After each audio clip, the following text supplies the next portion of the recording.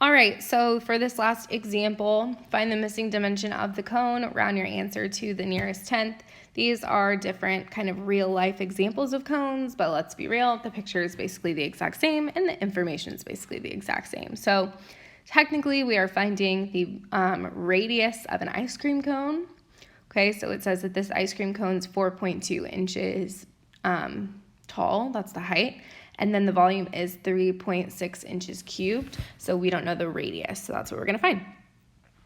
So the way that you wanna start with any of these problems, again, as we've done in class a bunch, is list out what we know and what we wanna know.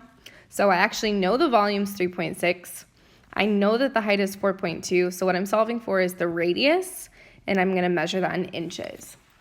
Okay, then you have to figure out, well, what shape am I using? Am I using a cylinder or a cone? Those are the two that we've done so far. This is an ice cream cone, so we're going to use the cone formula, which is volume equals 1/3 pi r squared times h. And then we have to plug in what we know. So I know the volume is 3.6. 1/3 pi is not going to change. R squared I don't know, and h is 4.2. Now here's kind of the annoying part, but again, if you can just say to yourself, well, what's happening to r right now, you're going to be able to simplify for r. So right now, r is being squared, it's being multiplied by pi and 1/3 and 4.2. So I need to get rid of all of the multiplication, and then I'm going to square root both sides. So the first thing that I like to get rid of is pi, just because it's kind of the only symbol.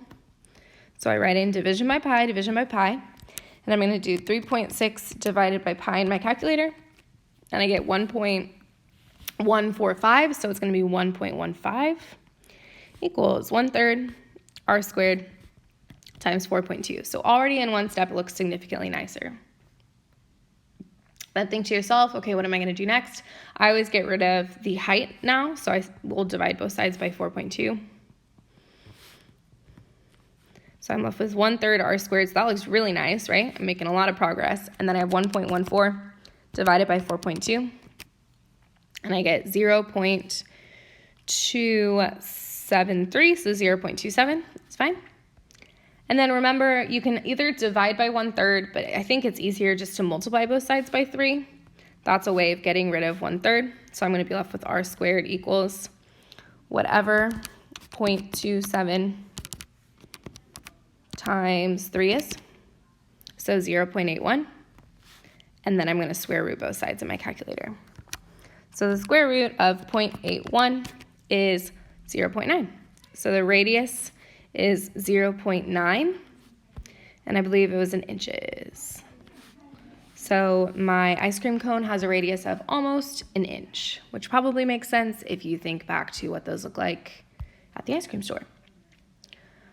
All right, so those are the examples I'm going to give you guys. Go through, you need to complete this entire worksheet using the notes you have. I will just put answers up as opposed to all the work, and remember that if you turn it in with just the answers, not only are you not practicing, I know you're copying, and you are not getting the amount of learning out of this worksheet as is intended. So please remain quiet and keep working on the worksheet. Thank you.